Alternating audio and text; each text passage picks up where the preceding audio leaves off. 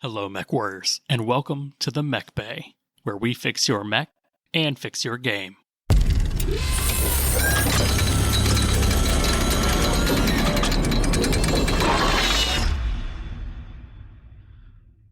What's going on, Mechwarriors? I'm your host, Josh. I've got my co-host, Lore Master Denim. Howdy, howdy. And Stark Falcon Steve. Caw. I guess we're the Mechbay Podcast, your number one source for all things casual to competitive tabletop BattleTech. And today we are recapping our not triangle tournament, but yes, it's a local classic tournament. So we figured we'd give you some hot mech on mech games played recap to make you feel like you were there. But first, as always, we got to flush that coolant out, get some hobby news, hobby progress, and technically the rest of the episode is game played, so we'll do that. So let's start with some hobby news. I was poking around Ironwind Metal's website for no reason in particular, and I did notice that they have an announcement on the website stating that the Phoenix Hawk 3K is being released September 5th on 2024, available for purchase along with the Region A. So if you're looking for those in metal, those should be coming to you in the next few months. Yay. I mean, I have them in plastic, so I'm good. The sculpts look nice. I mean, you know. I've got a lot of metal sculpts. I'm not against metal sculpts. The plastic ones are a lot lighter, and so I have more of those. They're less fragile, too. I find the metal ones chip and fall apart, but I may just not be building them correctly. That Regent is a beast, though. You could put that in a sock and hurt somebody with it. Oh, yeah. Just want to do if I had a nickel for every time we had a Phoenix Hawk with a slight variant released, I'd have four nickels. That's kind of a lot. That's kind of a lot of nickels. Yeah, the Regent's cool. Like I said, we already got that in plastic, but for those of us that wanted the other variant, because it's the Regent Prime in plastic, we already had the Regent Prime in metal. So this is the Regent A. And now I have to quickly Google what the Regent A has. That the one with the 3 ERPPCs and capacitors? And target computer and coolant pod. Yes. So that's the awesome. That's the one that I use most often. Yeah. I mean, it's just the big awesome. But I guess, I don't know. But what you did not mention is that we will also get the Savage Wolf Prime and A. Is that on the same release date of 9/5? Yeah. Oh, I missed that one. Yeah. So that's the Mad Cat Mark IV, which, I mean, technically there already is a metal one of that, but so I guess this is the new one? Yeah, we already have one, but it's real old. Like, it's like... Time for an upgrade? Yeah, I mean, that's probably the biggest thing of why people aren't playing with Mad Cat Mark IVs is they look real bad. It's a Mad Cat with back issues. It is funny how certain mechs may be great on paper, but people's, avoidance of proxying things leads people to not choose those mechs if the sculpts look kind of sus. Well, some of the original pictures were like Escher Wet Dream type stuff where joints and lines just didn't join up right. So you can't make a model out of a drawing like that. They did their best. What is Ironwind Metals doing? Their best, okay? Yeah, the Savage Wolf is a Dark Age one, right? Like that was a clicky tech mech. Yeah, that makes sense. Yeah, they tried. I mean, it's really just a Mad Cat with weird arms and more squish. Gravity wasn't kind to the Mad Cat Mark IV. So yeah, so we've got those coming. Yep, we got QML's wrapping up wave 2 of shipments, I believe. I know a couple of my buddies are getting theirs very soon here, expected in the next couple of days. I presume they're working on the next batch of emails to go out and getting those sorted and sent out. So hopefully, if you've not received your email already, you should be getting it soon, TM. I got my Wave 2 email on the 2nd, and mine is slated for delivery this week. So that'll have been 3 weeks after the email of confirm and lock in your address before this week. So... that's pretty good. That's acceptable. Yeah.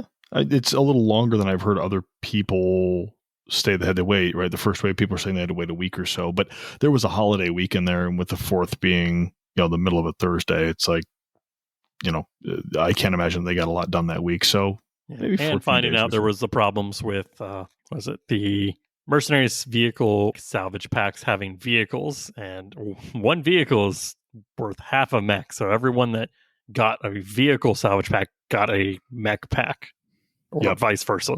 Yeah, and they had to go back and correct all those. So I'm sure that took some time. Oh, yeah. Just a few minutes.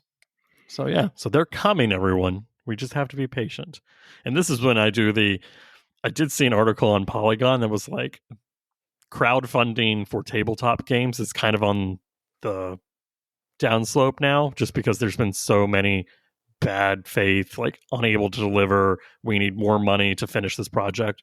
And when you think about it, the BattleTech Kickstarter has gone shockingly smooth. And I say shockingly not as in we expected worse, but the average of the, gaming corporations doing Kickstarters, theirs has gone the smoothest. Yeah. Oh, yeah. I mean, for as much as everyone likes to sit and bellyache about how long it's taken or, the hiccups or the delays, I mean, there are other Kickstarters that I've been a part of where we've had to shell out additional money for shipping and other stuff after the fact, and that just feels terrible, right? So, yeah, there's been some delays, but nothing catastrophic has happened, at least yet, knock on wood. Vocal minorities make things sound a whole lot worse than they are. And no one's going to say, hey, this went smoothly, and jump up and down and praise them for how smooth it went, because that's what you hear about the bad things. You don't hear about the great things. Yeah. Vocal minorities makes it sound like I'm against minorities. So it did sound like that. I don't like minorities when they're vocal. Me cutting that and making that a soundbite right now. You're going to use the other soundbite of me liking lambs. Those are cool. But no, so for news, it's pretty light. I think, like I said, we're all waiting on the Kickstarter physical releases to come in, really. Same as we have been the last couple of episodes. Yeah. But hey, this episode's coming out earlier. Until one of us gets a Kickstarter, we're going to get more episodes out. Right. Any other news? Yeah, we had Gray Friday. Oh. I'm curious. I will be curious to see if that actually impacts QML at all. It shouldn't. It crashed a bunch of things because it wasn't a hack. It was just an update. It was a bad time for people in IT like me. But I think one of the funniest stories that came out of that for me is that out of all the companies, like if you go and look online about, you can look at airplane schedules. Just you can see a map of the U.S. and you can actually see just airplanes going back and forth, and it looks like a colony of ants. And when the CrowdStrike crashed, it just tapered off to almost nothing, but not nothing, because Southwest didn't have any delays. They weren't affected. And I looked into that because I'm like, why aren't they affected? It's because they're still using Windows 3.1 as their operating system for most of their primary computers. Like, that's not an operating system. Windows 3.1 is just it's a DOS shell. It's a GUI that just runs DOS as a backend. That's still DOS. And the fact that they are still running that on most of their computers is frightening to me, but also it makes it so that something like this can't affect them. I think I heard that like 4,600 some flights have been canceled in the whole debacle. So, oh yeah. We'll see what happens with that. But not Southwest. All right, well, let's move on to some hobby progress then. Oh man, Steve, what have you gotten done lately? So a few things. I don't remember if I mentioned in the last episode that I got my neoprene map. I have the tundra map that on the other side has Grasslands E, which has that Delta base. My buddy is 3D printing me some of the Thunderhead Studio terrain for it. So I've been poking at that. Yeah, last episode I talked about my hobby progress where I said I hated using metal models. Well, I am apparently a glutton for punishment and decided that I'm going to order more Iron Man Metals models because I hate myself. So I picked up a couple more crabs. I did pick up a Hephaestus, and we'll do that. We'll do something fun with that. Maybe put a sock and hit denim with it. I don't know, but nice. I'm excited to get my tripod. I also it's not a nickel, so I approve. I also am in the process of trying to scoop up Catalyst Game Lab crabs, but I can't find them anywhere. So I have to start begging and pleading people to send me their crabs for a thing that we'll talk about in a few episodes maybe. But I did also, in the painting front, I finished a lance of an Inner Sphere faction, and I'm not going to tell you who it is. I will upload pictures in the Discord, I don't know, 24 to 48 hours after this episode drops, because I'm curious to see what the masses think I decided to play. I'm really curious to see what they think I picked. You're going to make them guess? You're going to make them guess? Yeah, I want to make them guess. How was painting that lance, though? Fun. I got to use a color I don't normally use. Used a couple new techniques I'm not used to. What were the techniques? Well, so normally when I do my Jade Falcons, I don't do any dry brushing on my Jade Falcons unless I'm doing the bases. I mostly do edge highlighting and then washing and then some wet blending. But I don't really normally do a lot of like heavy dry brushing because I frankly lack the skill and I have a horrible tendency to overdo it and then just blob. You can't overdo dry brushing. When there's too much paint on the brush, you can, and then you just yeah. No, look, you overestimate my skills, Josh. They're not great. I did a lot of dry brushing for my hobby progress, and I was like, I feel like I put paint on the brush and then immediately go to take it off, and I'm like, I'm literally just wasting half the paint. Well, I could put on like just a little bit of paint on the brush, but no, I have to dip the brush onto the paint, and then take the brush and remove the paint. Yeah, I want the essence. I want the LaCroix of paint. No, and it's a technique that I think it turned out very well, and I've been getting better, but it's taken a lot of practice, and it's just something I'm not normally used to doing. But got to do some fun. I got to do some green cockpits, which is unusual. I'm used to doing green all over the place, so limiting it to cockpits was fun. Got to use some colors I don't normally use, so pretty excited about that, and I'm excited to share those photos because I'm pretty pleased with how they turned out. Nice. Yeah. Never thought I'd see the day when Steve's painting a wolf. Well, we'll see if people believe you and your lies. They would be fools. So are these fully painted, like fully done? Yep, they're done. Based? I haven't decided what base I'm going to do yet. I might do like a grasslands because I don't really have a lot of grasslands. My Falcons are on Martian soil. So I thought maybe doing something simple would be nice. Do a couple of gray rocks and some grass might be okay. Because I have a ton of flocking, but I haven't decided yet. But they're done enough. Like I would be pleased to put these on the table until I decide what I want to do. I may only do 4 too. I'm in a weird spot, Josh. I don't know if I want to do more Inner Sphere. I have so many Inner Sphere mechs. Like I mentioned last time, I finished my catalog. I have so many mechs, and they're all Inner Sphere. I got to start putting them somewhere, you know? Oh, so, especially, this was kind of my problem with the Mercenaries Kickstarter. It's like, there's some clan mechs in there, but they're mainly second line. So they're just going to get divvied up to wherever they go. But the majority of the new stuff is going to be Inner Sphere. And it's like, ugh. Yeah, that's part of it too. I want to be able to take the new stuff. Yeah, I need that new stuff to go somewhere. And like, I could do mercs, but then I got to pick a merc faction that I could like live with. And yeah, I don't remember. It's terrible. The struggle is real. But that's my hobby progress. Denim, what about you? Well, I'm definitely getting a new Inner Sphere faction, and we'll get into that soon when we talk about this tournament and picking mechs for this tournament. But I feel that because everyone knows, you know, clans. I like Smoke Jaguar, Inner Sphere. I like Draconis Combine, Mercenaries, Grey Death Legion is awesome. But sometimes mechs just pick you. So this faction definitely seems to be choosing me, and we'll go over that in a bit. Awesome, Josh. Listen, I did some purchasing to start my hobby progress. I bought 3 terrain packs from, was it Make It Epic Hobbies? They're a like 3D resin printing terrain store for miniatures. They're actually local to us in North Carolina, so bought some stuff. I bought tourmaline rocks, large and then small, and then crystal blades to like put on basing for like basing effects. So those came, and I was like, cool. Now let's get some mechs painted up so I can put these on bases, because basing's the fun part. I saw those, how you did those, and they look great. You mentioned the dry brushing earlier, and that it really made those rocks pop. So yeah. It looked great. Pop rocks. Pop Ooh, rocks. I could base with actual pop rocks. Technically. Yeah. They might, depending on humidity or, however much you want to put them in Even your better. mouth. Yeah. Those lead minis done. I was going to say all the people I know who suck on mechs, yeah, give them something a little special. But yeah, so I finished painting 6 units, and these are the 6 units that I took to the tournament.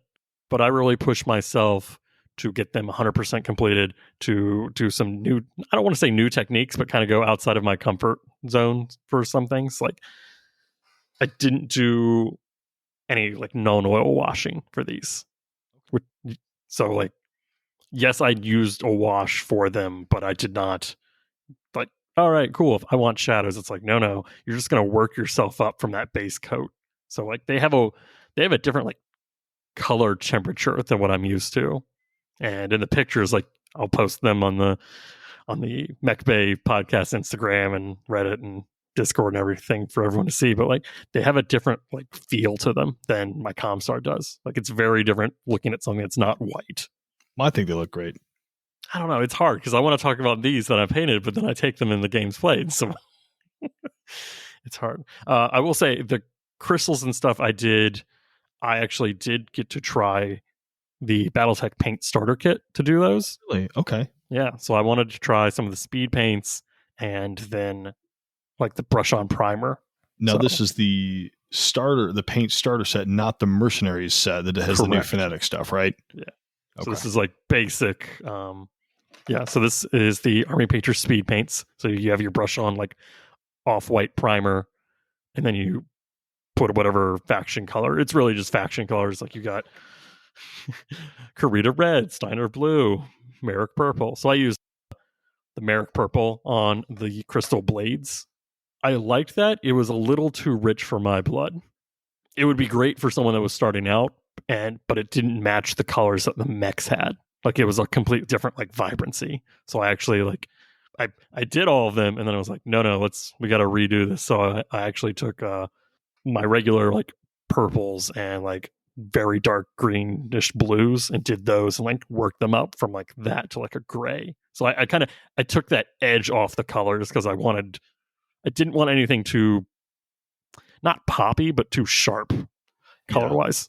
I've used the Army Painter speed paints. I have tried them on a couple of mechs. I personally don't care for how they look on the mechs, like inorganic stuff. I don't think it works quite as well on, but I have used them on, role-playing game miniatures and other board game miniatures, and anything that's organic, a cloak, hair, faces, they look absolutely phenomenal. They really do a great job on organic things. So if you're looking at doing that or want to test them out, absolutely give them a try. They speed up painting significantly. You get a lot done a lot faster. Yeah, I think the reason was these mechs aren't as bright as my Comstar. Like it's white versus orange, but these have a stronger shadow. Like their average color is darker. I want to say cooler, maybe. Yeah. Me trying to use fancy color terms, like I know what I'm talking about. Hue, tone, shade. Tone, yeah. Those aren't real things. But yeah, so like even looking at them in the dark, like they definitely just have a different feel. So making sure the base didn't completely blow it out was very important to me. So I spent like 3 nights just trying to get the colors on the basing right. Oh wow.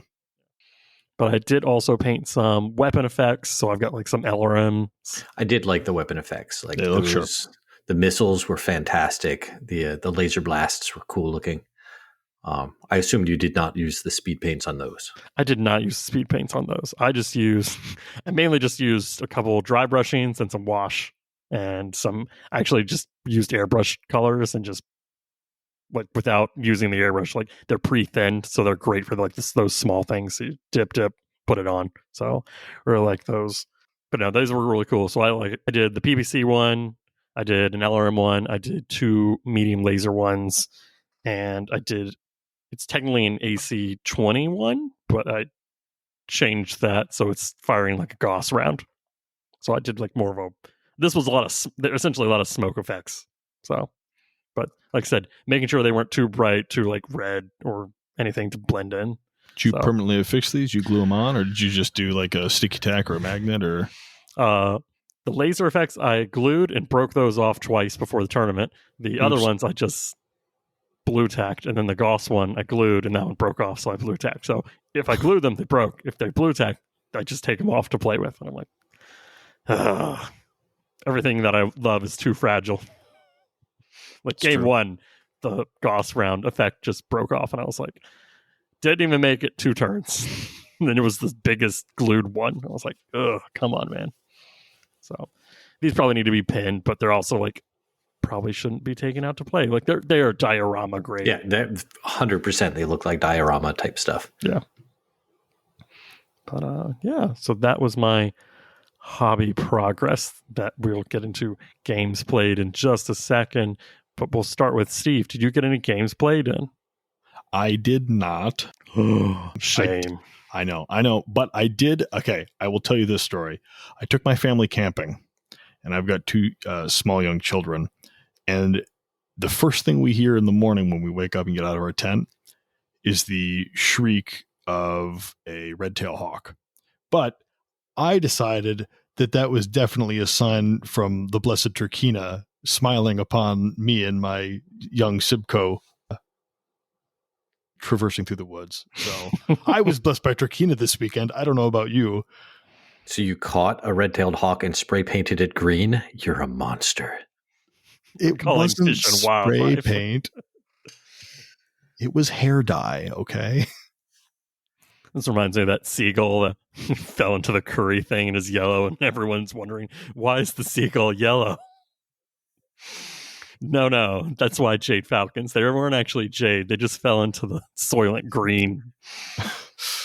They fell into the Chicago River. Oh, gosh. On St. Patrick's Day. I was going to say St. Patty's Day Parade.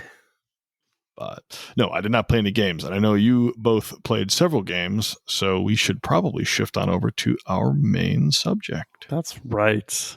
That is the Definitely Not Triangle tournament that Dustin puts on. This was put on by another CDT agent around us. This was the Atomic Empire Classic BattleTech Tournament. But before we talk about the tournament, let's hear a word from our sponsor, Fortress Miniatures and Games, because, well, we all know plastic may be on the way, but that is not going to stop us from buying things. So we might as well be buying from the best. They're my mechs, and I want them now. They're my mechs, and I want them now. Are you waiting on a shipment of mechs to outfit your company or occupation zone? Have you paid for a product you've not yet received? Then call JG Mechworks for a structured mech delivery plan at 877 Mechs Now. They're your mechs. Use them when you need them. 877 Mechs Now.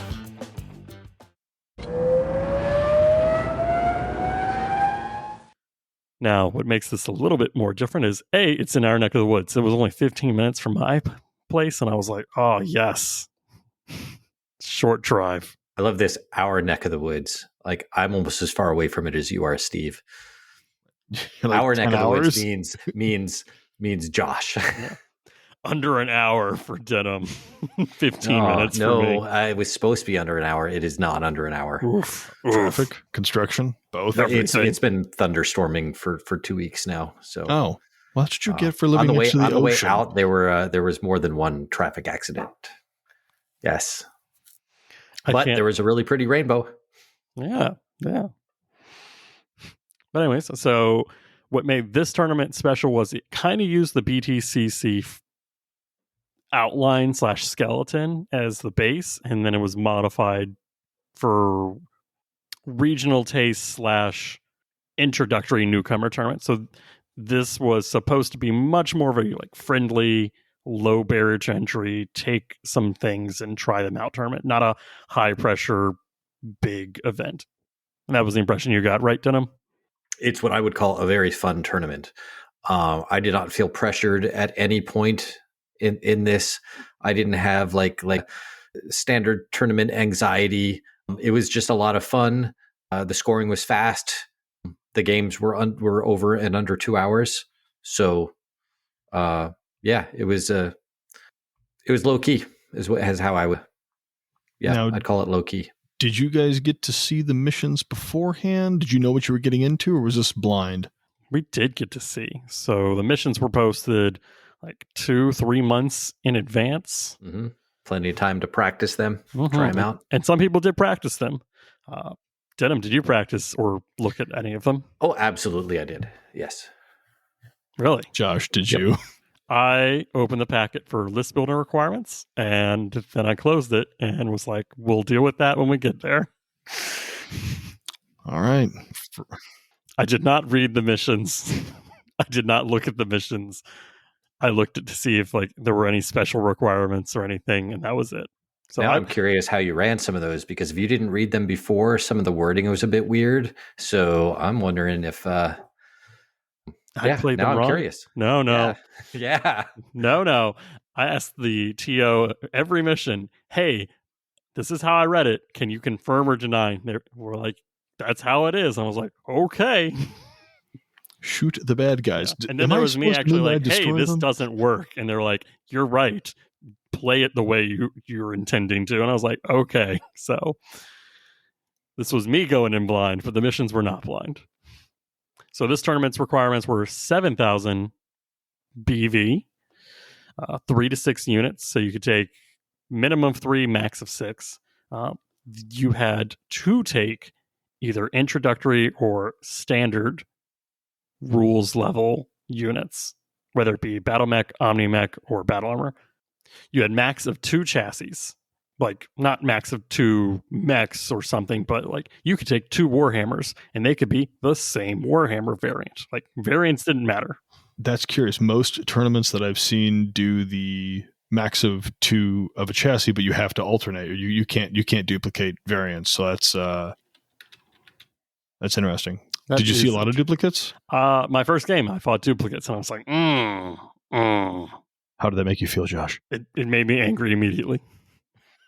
Made me immediately angry. I will not lie. It made me immediately angry. Skills could be between 3 and 6, and any combination of. So you could have a 6-3 or a 3-6, 5-5, 4-4. Didn't matter. So that one's always a little weird to me. Out of anything, I'm like, wait, you didn't lock skills. Oh no, I can hyper optimize my units. I don't like that. I know a lot of folks have a tendency to do like the 1-step rule where you've got to keep them either 3-4 or 4-3, but you can't do like 3-6 or something. Exactly. They did say, and I did ask, they were like, we want it between 3 and 6 so you can't get any super optimization, but that's a narrow enough band that you're not getting like crazy. Like if you dump your piloting, you're gonna fall, kind of thing. Oh yeah, there's no 1-8 Oscouts here. That rule's been changed now. I wonder why. Also, it was an 8-1. Right. Well, it depends on because there's a whole discussion. You do piloting first or gunnery first. How old are you to use piloting or gunnery first? Yeah. When did that change, Denim? When did Again, I think it was probably like 96 or 2004, one of the two. I don't know why Master Unit List prints piloting first, but they're wrong. Because they were pulled from the old records that did that like constantly. Oh yeah. Every single thing that you ever got, all the old books, the old Grey Death source books, it was all piloting first, then gunnery. Yeah, and that's still wrong. All right, so yeah, I made my list. I submitted it couple days before the tournament. After the cutoff, yeah. Yeah, I'm not proud of myself. Decision paralysis. It wasn't even that. It was just I'm dealing with too much right now. I cannot. Like I knew there was only like 5 models that I was going to take, and it's like, hey, I just need to pick these. So the other thing was this was a faction locked, so using the Master Unit List factions, but not era locked. So you could take your Age of War, Star League, variant, and also take a Dark Age or Ill Clan variant, as long as it was in the same faction. And this is where Denim learns that he might not actually be a Creative player. Not even era consistent. You could take whatever you wanted from any. Oh, interesting. Yeah. That's long wild. Or you just hit units and you search for that faction, and whatever comes up, comes up. Wow. All right. Yeah, so it was big and broad. Which lots of options. For Classic, I'm okay with. I will say that. For Classic, I'm more okay with because it's less the salvage rule and more like the, hey, we've had this for 100 years. Why do we not have this anymore kind of thing? Got it. Yeah. So I understand, like, as a Classic player, I'm building a collection and it's not as really era consistent. I'm not building an army, I'm building a collection. So I was happy about that. Denim, what did you bring? I want to know. All right. If you want to know what I brought. So here's my problem. I have some mechs that I really like using a lot. It turns out the variants that I like aren't Krita mechs. Everything that I actually like to play is some form of Capellan. Oh no! He's a Capellan player.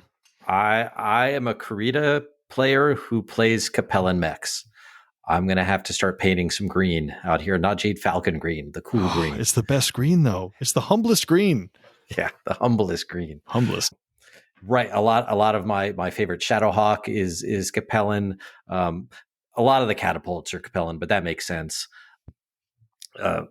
Yeah, there's a lot of mechs that I like that are Capellan, or Frank Reaches or something, which is basically Capellan adjacent. Yeah. So was your list Capellan, or is that what you wanted to take? No, that's what I wanted to take. So I had to change everything. So I started looking for other variants. I still ended up with a Shadowhawk, a Catapult, and a Battlemaster, because what I did is I took my C3 list and I chopped a mech off. But then even with just those three mechs, because it was the Shadowhawk 3K, the Catapult K5, and the Battlemaster K3, even with that, hooking up the computers was going to make it above 7,000 points. So I changed the Battlemaster to a K4, which doesn't have a master, but it's a 355 assault mech. So I traded in the C3 master for better jump jets, and it's all still Krita. Just two people have targeting, or have two people without the Wi-Fi password for their C3 networks. Okay. So tell me what's on those mechs, because you say those and the variant just kind of goes over me. Okay, the Shadowhawk 3K has the heavy PPC, so it's the same range as a regular PPC, but it does 15 points of damage. And then it has an MML5 and a medium laser. So it's your Shadowhawk, just with a better one big gun, a better weapon than the AC5 it originally came with. The Catapult K5 is one of my favorites when I'm playing Krita lists. It is the one with the two MRM 30s on it, and then two medium pulses. So it puts out a lot of damage at close range. I say close range. I was hitting people at 15 hexes away with it. So it'll do damage anywhere if you roll well enough. And then the Battlemaster K4, it goes 355. It has a large pulse inner sphere, a snub nose PPC, one of my favorite PPCs, a couple ER medium lasers, and a Gauss rifle. Okay. Yeah. So my list was all mobile. They all jumped and put out an incredible amount of damage. What skills did you bring if they're all jumping? Did you they down were skill? All, yeah, if I have jumping mechs, I like to have them at skill 3 or better. So they were all 3-4 gunner pilots. Yep. And it came out to be 69-69. Right. Oh, sounds like okay. So I will ask you this. I asked both you and Josh prior to you guys going off to the tournament, what did you anticipate your list being good at, and what weaknesses did you anticipate having to deal with? Without getting into your games and the overall result, did your list play the way that you had wanted it to, or did it do something unexpected for you? Oh, my list absolutely played exactly how I anticipated it would. Okay. 100%. And how is that? We'll have to get into the games to go over that. Killing me. Josh, what about you? You brought Kellhounds, right? I hate you so much. I hate you so much. No, this is my Steiner Assault Lance. Because a Steiner Scout Lance is all Atlases, so that means a Steiner Assault Lance is all lights and mediums. So this was roughly what I've been taking for funsies lately. But this is my Isle of Skye Sky Jaegers. And I finally finished painting those, so I finished painting up my Hollander 2 F7 with a heavy Gauss rifle. the Griffin 3RG, the Royal Guard / Wreck Guide variant, which is large pulse, 2 medium pulse, 2 small pulse, a medium laser, and then 2 machine guns. And a Uziel 8S.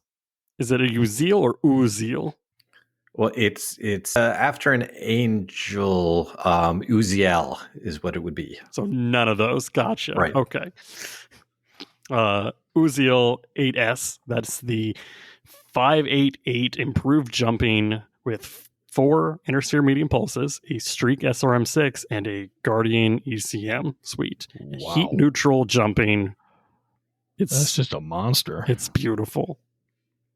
A Centurion 10D, which this was like the weird oddball pick. I had finished painting Centurion, and I kind of needed something that was a little bit more tanky in my list to like round it out. And the 10D is a light fusion engine. Case 2, it's the 55-ton Centurion, so it's got more armor. It's got an LB-10, it's got an LRM-10, a light PPC, and an ER medium facing the rear. And then I had, for battle armor, I had a squad of Rottweiler Fire Drake support needlers and a squad of Fenrir 2 battle armor with 2 recoilless rifles. The Griffin is a 4-4. It's kind of like my leader mech, I guess. The Uziel is a 3-4. It's, of course, my jumpy, stabby mech. The Hollander 2 F7 is a 3-3. Okay. Because I want to hit, and I don't want to fall down when I move and hit. And the Centurion 10D is a 4-5, because he's a tanky boy. The Fenrir, I'm going to get those confused the whole time. So someone's going to have to keep me humble here. Just forgive me. I'm new to this. The Fenrirs are 3-6, because they can't anti-mech attack. They can't swarm. They can't even ride. So there's no point to pay for anti-mech skills. Sure. And the Rottweiler Fire Drake support needler squad, also 3-6, because there's no need. For a balmy total of 6928 BV. Not as nice, but still kind of nice. Not as nice. But I have to say, Josh, I am both saddened and surprised to hear that you did not bring either a Raijin or a Black Knight. It hurt. It really hurt. I was like, oh, I want to. All reliable. You never leave home without your Raijin or your Black Knight. I and know. You didn't take either of them. My thought on that was, I've played those so many times in Classic. I've taken them to BTCC Adepticon Classic Tournament. Like, I literally took Black Knight 18 and the Raijin, and I was like, oh, these are fun. But I've also ran them a bunch, so I wanted to take things to this tournament that, like we said, is a no pressure tournament that needed to finish being painted. So this was my push to paint units that I had that I'm enjoying running like for pickup games, but not really ever going to take them to like a major pressure tournament. Sure. The Raijin's there. The Raijin's got so many like marks of tournament win on its model that I'm like, it's running out of space essentially. Well, did your second line perform the way that you anticipated they would when I asked you the same question I asked Adam? What did I say when I asked you? Well, the question to you was simply, what do you anticipate your list being good at, and what weaknesses do you anticipate having to deal with? So you answered. If you don't recall what your answer was, that's fine. No, I want you to say it, and I want to react to. You told me, quote, my list will probably be good at damage spiking, so really focusing down one unit at a turn, or one unit a turn. Of course, that means that I have to set up my units perfectly, so I'm going to struggle with battlefield endurance. I've also upped my skills, which is a catch-22. Better, fewer shots, but also less armor to soak overall. But you do have the max unit count for the tournament, so that should help you with a little bit of initiative syncing and getting better positions. Yeah, I remember writing those words. Did they do what you wanted them to do? Is that what you Not at all. Complete opposite. Well, I'm excited Reality to hear how is everything poison. went sideways. Yeah, because I did read the missions, and my lance, because you can't design a lance with this diverse amount of missions to do super well in all of them. So I decided to play the math. I could either do one that was okay at all of them, which meant that it would be like a 50-50 odds that I would be in an advantageous position over each one, or because we were only playing 3 of the 6 missions and they were rolling randomly to see which missions we took.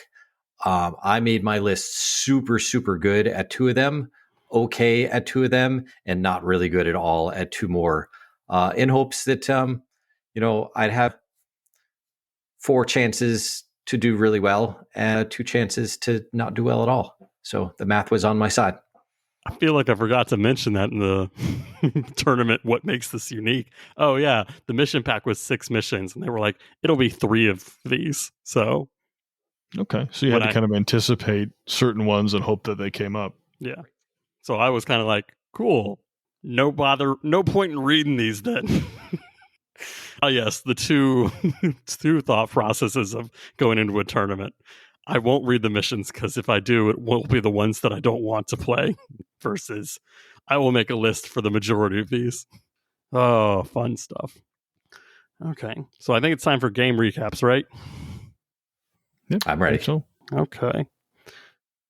So game 1, this was scenario 5 out of the packet. And this was your pretty basic side has 3 buildings. They are construction factor 150. And you get 70 victory points for killing the enemy, and then you got 30 victory points per building that you fully killed. The games were capped at 100 points. Well, you could earn more than 100 points, but it had to be the turn. Once you get a turn where you got 100 or more points, it ended after that. And you could never do it with just tabling your opponent or just taking the objectives. So you had to do a mix of both if you wanted to max out and end the game early. Which I thought was cool because it kept people from building lists where they were just focused on one or the other, which could cause problems in some situations. So I approve of that. It's a neat way to balance it and see how it goes. That's cool. I thought it was neat. Once I picked up on that and I was like, oh, it's like I'm so used to scoring at the end, like for killing, like that's how much. And it's like he was like, no, you score as it's happening. So once you hit that like end limit, like that's it. Like there's no point in doing anything else. You've accomplished the mission faster than your opponent. So that was neat. I liked that. Definitely had to like not learn on the fly, but like, okay, how much is each of my mechs worth? How much, like if they die this turn but accomplish an objective, what's worth more kind of thing. You're playing by the moment instead of by the turn. The math was easy, so it wasn't too hard. But yeah, so we each had 3 buildings. I played my first game on the lunar map. Old, reliable. This is my first map at the BTCC Adepticon Classic event. And I was like, I would have been real mad if I had taken a Black Knight and Raijin, played on this lunar map, game 1 again. So you know what, Steve? You said you're going to harass me for not taking them. I'm glad now I didn't take them because that didn't go well for me either. Well, we'll see if you think that when we get to the end and see how the games all shook out with the final scores. Oh, man. But I'm playing Paulo. Paulo has 6 units. He has a UAC-20 Fafnir, a catapult with 2 LRM-15s, an Artemis 4, and then LB-2Xs. Yeah. He has a Night Sky with large pulse lasers and a hatchet, of course. Not the TSM one. He's got a pulse laser Locust, and then he has 2 variable speed pulse laser spiders. What faction did he play? I want to say Mercenary? Okay. All right. And when you saw this list, what was the first thing that went off in your mind? I mean, obviously, those double VSP spiders are irritating to say the least, but other than that, anything else jump out as particularly dangerous? The one list I don't want to play. I don't know why, but every game 1 is like the list I don't want to fight against. I don't want to fight against a damage brick and then a bunch of jumpy pulse spiders. I'm like, but the fact that he had 2 of them, because this was the first time that I looked and it's like, wait. You can take 2 of the same mech. Variants don't matter. Like I had read that, but I'm so used to you can't take the same variant that I was like, wait a second, I need to reread this whole rule. Yeah, and they were 3-5 gunnery piloting, so they were pretty optimized for they jump. If you don't move, they auto hit. So Yeah. Yeah, and So- those VSPs, I think they do 9 points damage They do. each at short range. Mhm. Because, It's a little rough. yeah. Well, short range is like 2, but it's 9 damage and it's a -3 to hit at that range. Yeah, it's almost a gimme. So, Josh, what was your plan going into this? Well, it was destroy buildings until I saw this, and it was like, screw those buildings. My objective is stay alive and kill what it comes towards me. So Survive. yeah. Yeah, no, it really was. I was like, I had thought to be on the offense, and now I've completely switched. And I'm like, I'm going pure defense. I am not leaving 4 hexes out of my deployment zone almost. Okay, so if you're not leaving the deployment zone, how did you deploy? I deployed in as much cover as I could. Like, I deployed my battle armor first, of course, to see where his his variable speed pulse laser spiders were going to go. Because once I knew where they were, then I could kind of like, okay, what's he going to kill with those first? And I'm like, everyone sees the 3/3 Hollander, and for some reason that just attracts mechs. People really want to kill the thing that puts out a 25-point Gauss rifle shot. So I put that right next to an objective, so he couldn't push me off, but right in between a level 3, so I could get partial cover. I was like, it kind of screws me. It won't let me move very fast, like if it's a bad position, but it lets me make sure like he's only going to get in my rear if I let him, and if he gets in front of me, then he's got a Gauss rifle Hollander right in front of him, kind of thing. Yeah. Sure. Did that work out for you? It didn't. The lunar map is great aesthetically, but it is terrible for movement, just because it's not really a flat map. There's a lot of levels and roughness. I knew his Fafnir and his catapult were slower, and I was literally just biting the turns and trying to not let him just, because he deployed like expecting to run up my middle and kind of chase my guys, and I was like, nope, I'm not coming to you. You got to come to me, which definitely screwed him up. So like he would spend 2 or 3 turns waiting to try to get to me. Turn 2, his spiders are in my back line. Like, No surprise there. there's no way around it. Like, they jump 8. The map is not 16 hexes across. It's less than that. So I actually put my Centurion and my Hollander, and I just sat them. And I was like, if you want them, come and get them. And turn 2, he jumps the spider. He hits my Centurion in the rear. He hits ammo in my right torso. It explodes. I have case 2, so it doesn't destroy that side. We roll. We do the 1 point of damage. We roll. It does not get another ammo bin. But Oh no. yeah. There's a but. My pilot goes unconscious. The two pilot hits, and then it falls because it's, yeah. Nap time. Yeah. I'm trying to think. Actually, I don't know why. I think it took like another 1 shot or something, or a punch or whatever. But I think he might have kicked him. I don't know. I don't remember right now. But he falls, so he takes another pilot hit. So he's got 3 pilot hits. I was like, oh no. But he's not dead, which is kind of what I had the Centurion for. Yeah, because he's tanky. He's taking rear damage and back shots, and not fun. Yeah, but he's at 3, like 1 more pilot hit, and isn't that considered crippled? 1 more pilot hit, and he's crippled. So yeah, we just mentioned with that, you get points for killing, but when you cripple them, you get half the points immediately for that mech, in case that bumps you over to like your 100 victory points. Okay. And then once you destroy that mech, you get the other half of points for that. So that's not a great start. No, not a great start. I do put my Fenrir battle armor, put some recoilless rifles into it, and hit him in the leg twice for 6 damage. Not enough. Spiders, shockingly, a little bit more tanky than they have any right to be. The other one jumps, tries to do the same thing to my Hollander, hits, but doesn't get anything juicy.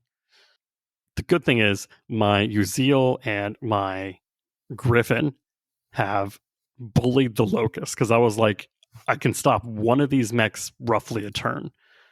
Between the 2 of them, they shoot the Locust's leg off. Unfortunately, when trying to kick the Locust, the Uziel falls.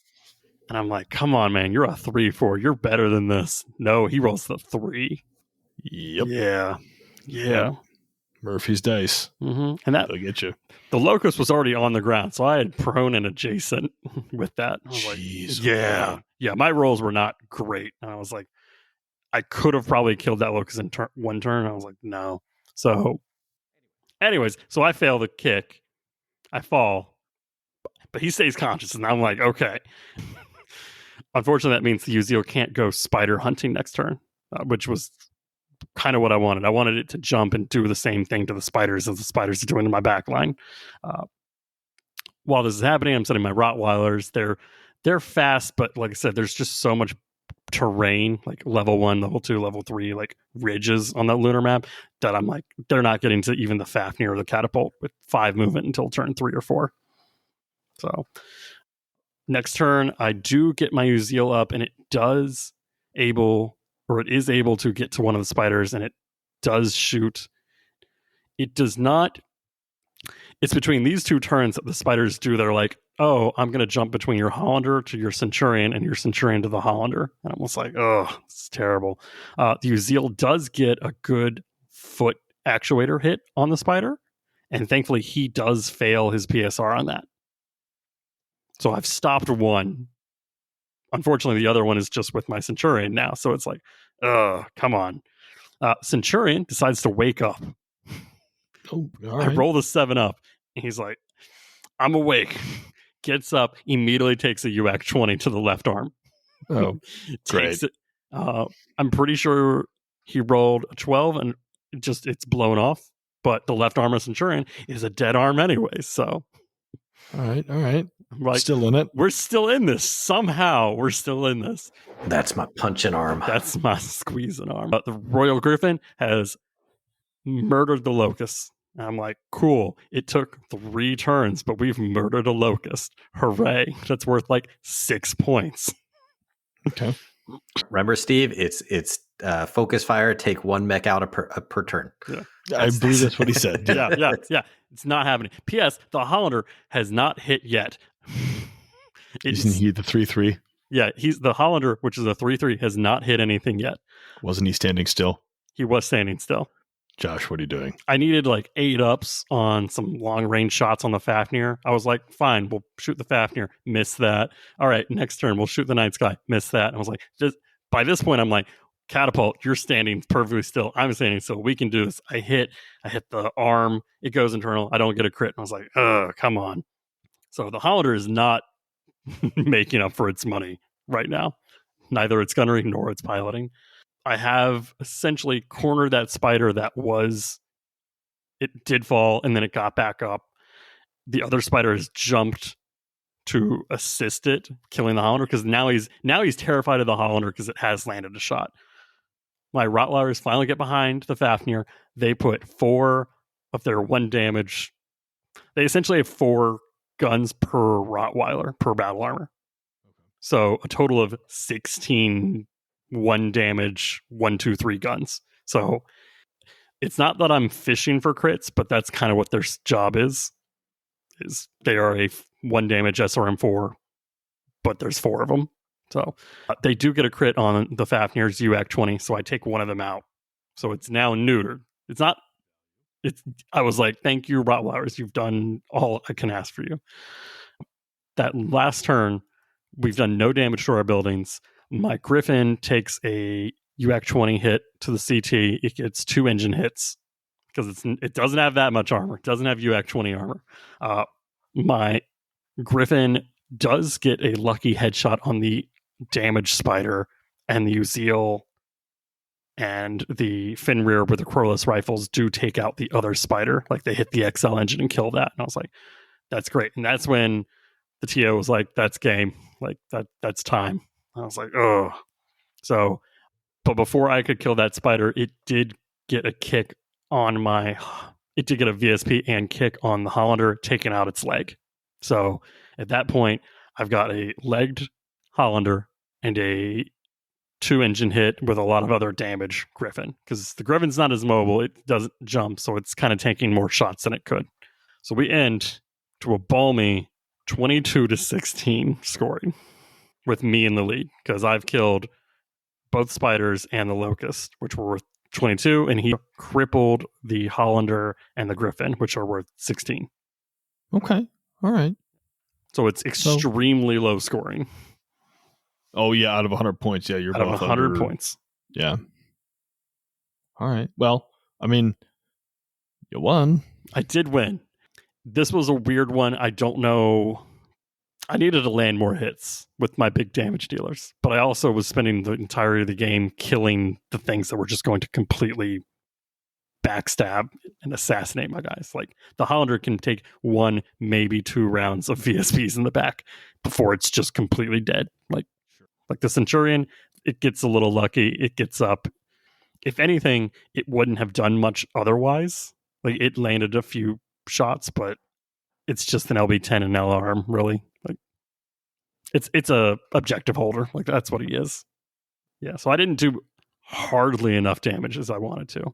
But he also didn't put his slow, low TMM mechs in my even medium range until like turn 2 or 3. So it was a rough go for me. Okay. All right. Denim, your first mission, I will let the good people at home know that you stated, quote, "My list will be better at taking out the opponent's forces and defending points. Its weakness is any objective that says more units within 2 hexes." End quote.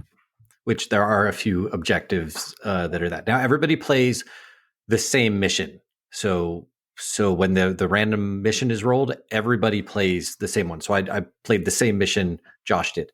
It was we each had 3 buildings, and your objective was to destroy the opponent's buildings. This was one of those 2 that my list is superb at. It can throw a lot of damage.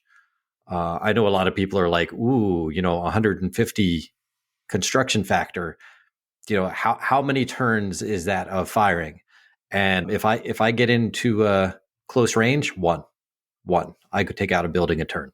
Yeah, wow. My list doesn't even come close to that. Yeah.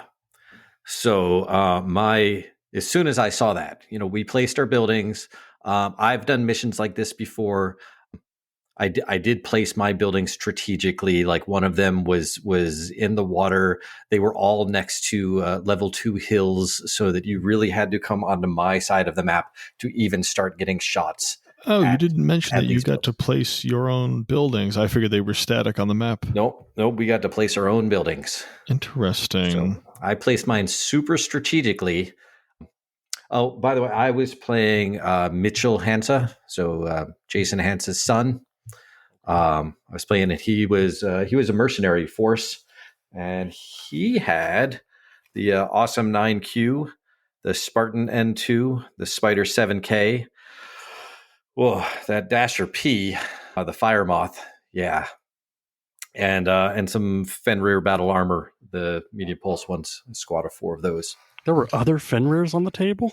There were. So they were latecomers to the party. They did not get to read through the mission packet. They certainly, I say they as in Mitchell and Jason, did not realize that you could take multiples of the same mechs, because I know for a fact that Mitchell likes to take 2 of the Dasher Ps when he can. And this list absolutely would have supported that BV wise. And I honestly think that if he had, that would have changed a few things. Okay. Like they're just as bad as VSP spiders, sometimes worse. So, but I saw that it was go destroy buildings, and my lance was uniquely suited for that. My deployment ignored his. I just marched straight across the map.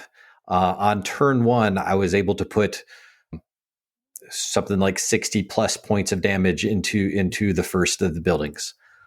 That's that's approaching half the building's CF in one turn. From long range, not even close range. Holy smokes! Well, so that catapult at point blank range can do 85 points of damage in one turn. And because it's a standstill structure, it's not like you're going to be missing. Exactly. And if you hit with a cluster weapon to a building at the range of 1, you automatically hit with the entire, you don't have to roll on the cluster table. So So yeah, if I'm at 1 hex and I fire both my MRM-30s, my 2 medium pulses, and I kick, that's 85 points of damage for 1 mech on 1 turn. Mitchell started off by bringing his fire moth around to one of my buildings and firing pulse lasers at it, which did, I think, 36 points of damage to that. It was not insignificant. And then the other ones were spread out trying to shoot at my units. But my units were moving and taking woods cover and shooting at immobile buildings. His Fenrir armor started coming down the middle, but it came too close to the catapult. And that's one of the reasons why I brought that catapult, is for people who brought battle armor. Because again, at point blank, I can throw 85 points of damage. Much of that is in clusters. So any sort of battle armor is going to disintegrate. Just deleted. Yeah, well, it instantly crippled it. And he decided, maybe I'm not going to go after this mech. Maybe I'll go over there and help take out the buildings. But it's a long way for battle armor that don't jump to get around to those buildings. So it took a few turns of that. Those Fenrirs are slow though. Yeah, they move 3. Yeah, but they 3 or 4. Maybe it moved 4. I can't remember. Anyway. No. His awesome took up a nice covering position to try and shoot at my mechs, but then we're at the point where he's shooting at my mechs and I'm shooting at his buildings, and then it's just a matter of time. So turn 3, his dasher decides maybe I shouldn't be shooting at the buildings. I'm going to go help with these mechs. Runs up behind the catapult and gets an ammo crit and XL engine destroyed. Bam, instantly. I'm like, oh, but I never got to get into point blank of any of your buildings to do 85 points of damage. Didn't matter much for the first building because it had already been hit so much that by turn 3, it was destroyed. But I was down to 2 mechs, and that dasher is now on its headhunting missions. Shadowhawk goes to finish off the second build or the first building. That's what it was doing. And the Battlemaster decides to just go start on another one. Everyone focuses fire on the Shadowhawk, knocks the Shadowhawk down, instantly crits the heavy PPC off. So that's the 15 point gun. The one that's long range that I can shoot at things is gone. Should have taken AC5. So that Shadowhawk is on the ground. A very familiar place where it's going to stay for much of this day. Denim, I thought you said your list was going to be good at this game mode. Hey, I was down to 1 mech, and I still won because the Battlemaster finished off the second building that it had gone after. So that's 2 buildings down. So that's 60 VP. And by the time I was heading over to the third one, because so much time and effort had been put into taking down the Shadowhawk, because the Shadowhawk it's a zombie mech. There's no XL engine. It can take hits for days. It does have ammo, but not a whole lot of it. So it took so long and so many resources to take out that Shadowhawk. The Dasher went after the Battlemaster, and the Battlemaster jumps 5, so he was not expecting the Battlemaster to jump next to the Dasher and kick its leg off. That was a big important part. Surprise. Super important part. That was very bad luck. But that's what I'm saying. If there were 2 of those, he wouldn't have fallen for that twice. And you'd still be in a precarious situation. Oh, it would have been horrible because the Battlemaster doesn't have that much rear armor, and this version doesn't have rear facing weapons. So, but it ended up being 72 to 40 something. He had taken out 2 of my mechs. I had taken out 2 of his buildings, crippled the battle armor, and taken out the Dasher. So that was respectable. That was 73 points for me. It was a hard fought mission, but I don't think it.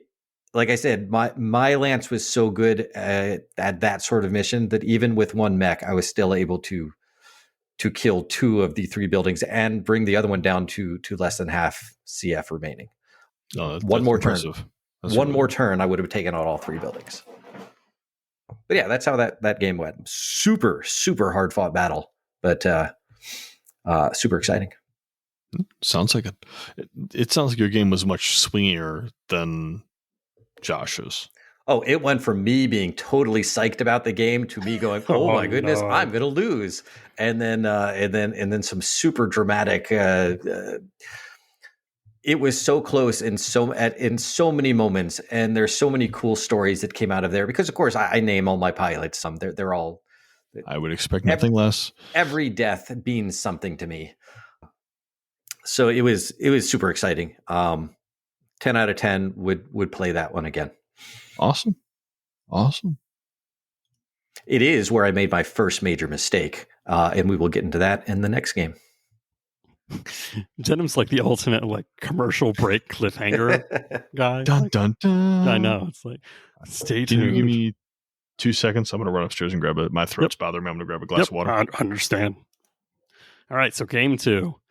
So this one, we're playing another 3 objectives game, except instead of everyone having their own 3 objectives, it's just 3 objectives in roughly the middle line. These are cargo crates, I think was the... Yeah, cargo crates. Yeah. You don't need hands.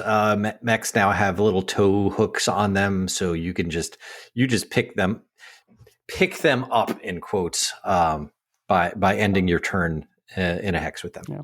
Now, the cool thing, like, this reminded me of Motor City Mayhem. If you had one, you could not mask, you could not supercharge, and you could not jump. So if you had a naturally fast unit, you could get it and play keep away. And that was the whole point. You got points per turn that you had mechs or unit, only mechs, I should say, with the objectives. So no running it to the back line. You played, keep away, and you scored points. From a TO perspective, I think that makes sense. You can't jump with it because otherwise those, jumping spiders are literally never going to be shot. Mm-hmm. I mean, they're never going to get hit. No, I approve. I approved of that a lot. Yeah. Now, and I also liked how you didn't have to like run it off the field or like put it somewhere. Yeah, it was just, if you were carrying it at the end of the turn, you got points. So here's a question. Did you guys get to select where the 3 objectives were placed, or did they have designated hexes? They had designated hexes that... essentially the middle, one of them goes in the very middle of the 2 map sheets. So like the centermost hex in the middle line. And then we each got to place one with a certain distance. Like it was also on the middle line, but it was like on each end of the within 1 or map 2 hexes of somewhere. All right, that's fair. So they were spread out. They were pretty much as spread out as you could get them on the maps that we had, but all on the middle line. Like nobody started closer than the other person. Got it. All right. Well, Josh, how'd it go? Did you have any better results? I did. I played Nic, and Nic took Comstar. So I'm fighting mechs I'm quite familiar with. I'm fighting a Black Knight 9 with a hatchet at 4/4, a 4/5 Excalibur CS with the TSM variant with, those nasty punches. But thankfully not the Excalibur that's Word of Lake with the extra nastiness. But a Lancelot, I want to say this is just a standard Lancelot, just PPC and 2 large lasers and a medium, I think. And then no lance. No lances. And then a Light Goss Galahad. This one has C3I, but it does not. It was not connected. There was no other C3I in the list. So. Oh, I feel that. 7,000 BV is a very... It's light, It's very light.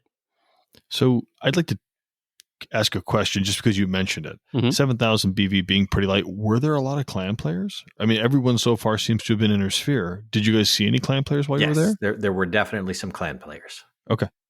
I'm just curious. There were definitely the minority, but there were clan players. Okay. Yeah. So I don't want to say that the majority of the people that I know would play clan were not able to come to this tournament, and I think that was part of it. I mean, at our last Classic event, I want to say it was like a 60-40 Inner Sphere clan split, and I think it was roughly the same for this one. And I think I think locally we also just have more Inner Sphere players. Right. What was the plan going into this one, Josh? Oh, the plan was I can't brawl with the TSM Excalibur and I can't brawl with the Black Knight with the hatchet, like especially the end the turn on the objective. So I actually had the thought of, I'm going to run as close to the objective, but I'm going to let him take 2 of the objectives. Or I'm going to try to let him get 1, let him think he can get 1, and I take 1. So I'm kind of... the idea being what? So you said let him get 2. What is that? Is it a trap? Do you plan on killing him? I plan on putting a heavy Gauss round and everything onto one of those. Okay. So my goal is to please come to this pre-designated hex that I can measure and put firing lines on and completely unload it into you. Doing what I try to design this list of. Not an Alpha Strike, but a like heavy damage spike. Like for 1 turn, put all, I think I did the math. My list can do a balmy 157 damage maximum. And I don't know a lot of mechs that can handle that aren't assaults. And there's no assaults in this. And I, for one, know Excalibur, it's got decent armor, but not great. Same with a Black Knight. And I know those are the 2 mechs that he's going to want to put forward because the Galahad and the Lancelot are snipers. So I'm not too worried about those guys. Did your plan come together as expected? Kind of. Not as much as I would have expected. So I put my Highlander, and I run it into essentially like the heavy woods. There were some heavy woods on my edge of the map. I'm like, okay, you stay there, little Hollander. I'll roll my recoil, knocks the mech over once, but I'm like, you should be good. You're within 6 or just like 7 or 8 hexes from a lot of the field, essentially. I send the Centurion and the battle armor up 1 line to kind of like contest that middle objective, and the Griffin goes to the far right, close to the map edge, and the Uziel goes for the other one. Because the Uziel's jumping enough, I feel like it can backstab. I should also posit that if a mech has an objective, if it ends its turn and it picks it up, it scores it that turn. Now, if it takes any crits or is knocked prone, it drops it. And it doesn't drop it in its hex, it drops it in a hex of whoever caused the damage. Choosing. Well, yeah. So if you jump or like use mask, you automatically drop it and you drop it in your hex. But if somebody causes you to fall down or they cause a critical hit on you, any critical hit, that causes you to drop it. And the person who caused that to happen to you gets to choose which hex adjacent to you it falls in. So if somebody was next to you, they could crit you or knock you down and make it fall into their hex, which they immediately catch it like football. Or neat. Pick it up at the end of that turn and start scoring immediately. Like a rugby type thing, right? Yes. Yeah. So I'm like, I'm going to let him do the hard part of picking it up, and then I'm going to take it from him. Turn 1, I don't get my poor Hollander misses again. I was like, come on, man. It's not that hard. I'm 1 off. I'm like, this is why you take a 2-3 Hollander, not a 3-3 Hollander. Guarantee those heavy Gauss rounds hitting. But yeah, so there's some fire. I don't think we'd really do any damage turn 1. My Uziel does jump in and put some scratches and paint on the Black Knight. So, but like I said, I know what a Black Knight does. I'm just baiting him on. Turn 2 is when things get squirrely. Turn 2, he puts the Black Knight on the far left objective. The Excalibur, of course, goes to the middle objective, and I put my Royal Griffin on the right side on the far objective. So I've got 1. He's got 2 if he stays standing this turn, essentially. My Uziel, because of the way I think I lost this initiative, so he doesn't move the Galahad and he doesn't move the Lancelot. I jump the Uziel to get the level 1. There's a level difference, so it's what's the best way to describe it? His Galahad is on a level 2. I jump the Uziel onto a level 3 to try to get the kick and do damage. My Centurion stays still. I run the battle armor closer to his Excalibur because I feel like I want to kill the Excalibur because the TSM makes it run faster, and if it gets closer, it could really hurt me. Hollander stays still. We start shooting. The Uziel gets a good pulse hit. I think I hit 3 out of the 4. And then the streak, I get a floating critical. The floating crits were in effect for this. The crit goes to the left arm. It goes inside. I do get 1 crit, and I hit the light Gauss rifle. Oh, fantastic. Light Gauss rifle explodes for 16 damage. It takes the arm off. It goes into the side torso. It doesn't hit anything else, but it does some good damage inside there. I've done 28 points of damage. He rolls his consciousness. He also goes unconscious. The problem is now he's fallen, so I can't get my kick on the punch table. I'm like, okay, you know what? I will take an unconscious Galahad with 3 pilot hits. Unfortunately, like I said, I missed the Hollander shot. I missed the Centurion shot. The only thing I get that turn is some Rottweiler and Fenris battle armor shots on the Excalibur. So I'm doing not what I wanted to do against the target I wanted to do it at. I'm hitting the snipers instead of the objective grabbers. And I'm like, no, the wrong units. Shoot him. Shoot him. Next turn, he starts running not away. He's wanting to get more points by killing me. Like, he understands he out-tons me mech for mech. Yeah, I was going to try and say at some point that my recollection of these might be slightly inaccurate, but enhanced for dramatic effect. Exactly, enhanced for dramatic effect for sure. Like, I'll get the highlights, but like what turn something happened on. I'm trying to get like those first turns, like the deployment, and then like the vibe of the middle, and then the end. That's what we try to do here. I'm just like, I don't know where his Black Knight and his Excalibur go towards me because he wants to kill me. He's like, I'm not going to play keep away. These aren't slow enough. You also have a jumping 8 Uziel. Like, he knows there's only so much. Go. The Uziel wants you to run away from it. Then it's doing its job. Also, the Hollander really wants to. I want to say I definitely moved my Hollander up at this point to the middle because I'm like, the Excalibur didn't get shot enough. So I move it up. He then, of course, because everyone wants to kill the Hollander, puts the Excalibur try to get into the rear of the Hollander. I then send every other of one of my units to try to kill that Excalibur. Because I'm like, hey, take the bait, take the Hollander. I miss so many of my shots, and all the ones I do hit do nothing, like no internals. And I'm like, come on, man. I will say, by the grace of Blake, my Hollander unscathed. Okay. Yeah. All right. I mean, that's something. He's got his TSM Excalibur. He fires all of his ER mediums, point blank in the rear of my Hollander, hits none of them.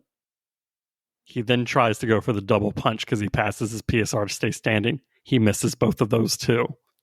I was like, he got greedy and he was like, I'm gonna do some 14-point punches on this Hollander's backside instead of a 28-point kick. Yep. I was like, no. You always kick. Unless it's already opened up. You just take a leg off. Just take the leg off. So the Hollander unscathed. But this is when it gets wild. He stood the Black Knight still so he could try to get better shots.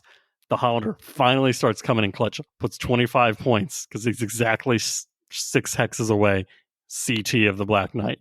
He's got like 3 armor left CT. Nope. Yeah.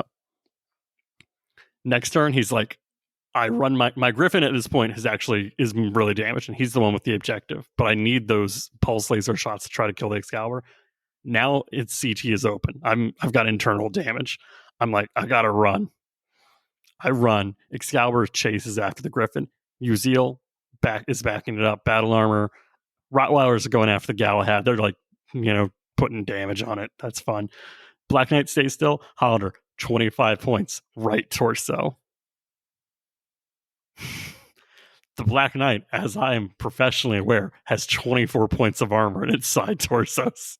Right, there it is. Yeah, there it is. Centurion is only a 4/5, but a Black Knight stands still against a cluster LB round.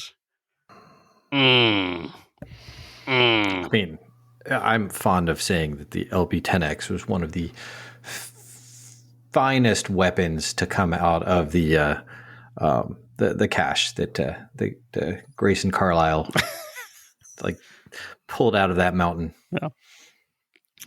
So I get my lucky crit. The Black Knight drops its objective.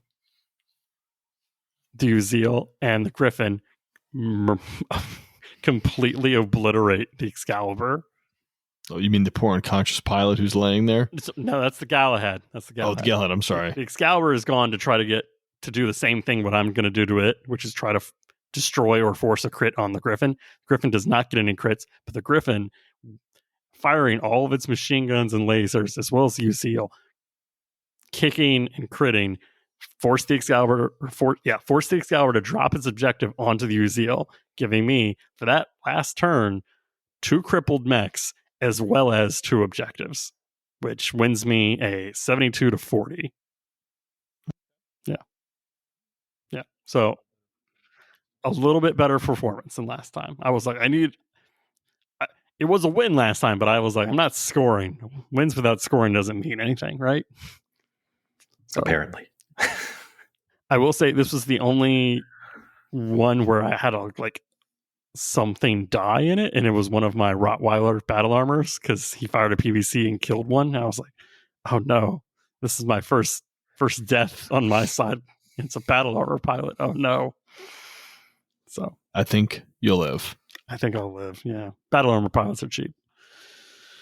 But that was my game. Denim. My game was against Jason Hansa. What is this? You just picking on the Hansa? I am. Hansa clan just Hansa's picking on him. Cost me a little bit of money, but I managed to go after the family. We were talking about clan players. If I recall correctly, he had a Scorpion Empire army. Should have if Jason did what he said he was going to do and he put it to the poll, should have been Blood Spirit. You know what? Let's go with that. Let's go with it. Did he bring a Night Chanter? Did he bring the Omni Crab? He brought a Blood Kite. Yeah, Blood Kite, which will be a Blood Spirit mech. He probably brought a Night Chanter as well. No, remember only 7,000 points. BV. He had the Blood Kite, the Black Hawk S, the Mongoose 66, and a laser squad of elementals. Jason, I'm disappointed. You promised me a Night Chanter. Anyway, clan mechs, for sure. Okay. For sure. Clan army. So this one, we had the 3 objectives laid out ahead of us. I, again, marched my army straight up the middle, all 3 of them, just in a line, straight towards the middle objective. He was bringing the Blood Kite forward with the support from the Black Hawk, who had elementals on it, because it's the only Omni mech. And then the Mongoose went after the objective on my left. And I'm like, well, that's a Mongoose. It doesn't have jump jets anyway. It's going to take it. It's going to run away. My guys are not fast enough. I'm going to focus on these 2 objectives while he just sits there and scores points in the corner.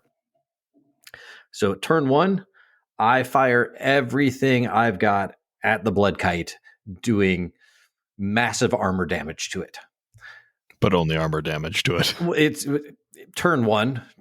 Like I'll do what I can to it. The Black Hawk jumps in and drops elementals down behind a level 1, so they're totally covered, but they're close enough that they can go to either objective on the right side, like the middle or the right side objective. Could battle armor hold objectives in this game mode? No, they can't. But if I go there, they can certainly do what area they denial. Do. Yes, and if one of those jumps on my Battle Master, there's 0 water on this map, and even though my Battle Master can jump, if I'm carrying an objective, if I jump to shake off the elementals, that drops my and if they get a crit, because they get a free crit. Anyway, battle armor, bad news. So turn 1, at the end of turn 1, his Blood Kite decides maybe it doesn't want to march up the center of this, and maybe it should go hide over there in those hills and just snipe from atop this mountain. Meanwhile, my Shadowhawk pilot falls on its face and skids just shy of the objective. Lands right next to it on his face again, just like last game. So on turn 2, that puts me at a big disadvantage because I was expecting to be able to get the objective and move away, but I have to stand up first and then move in there. So I've got basically not immobile, but a Shadowhawk that has moved for nothing, has walked for nothing just to get into there. Battlemaster decides to head over towards the right objective, so it jumps over there. Meanwhile, the elementals are chasing after that. It was a fun little moment where my catapult got to shoot all of its MRMs at the Blackhawk, and he's like, "Well, I'll use my anti-missile system to take care of that." And I'm like, "I'm flanking you, and that's not in the same arc as the anti-missile system, so it doesn't go off." Oh, it's like, no. "That's not a rule." I'm like, Jason, of course it's a rule. This is a classic. There's a rule for everything.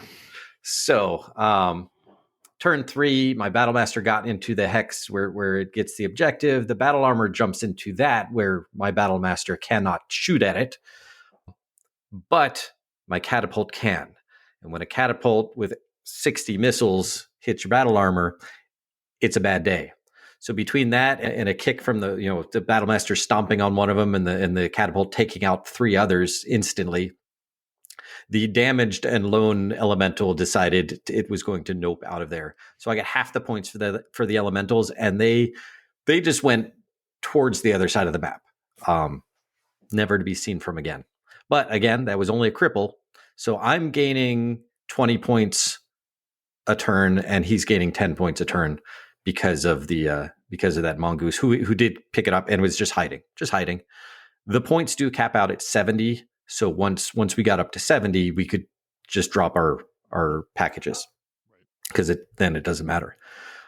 But then it's just like, who gets to kill more? His blood kite is way back there shooting at long and medium range because ER large lasers shoot forever. So he's got a good field of fire, but my mechs are all moving around.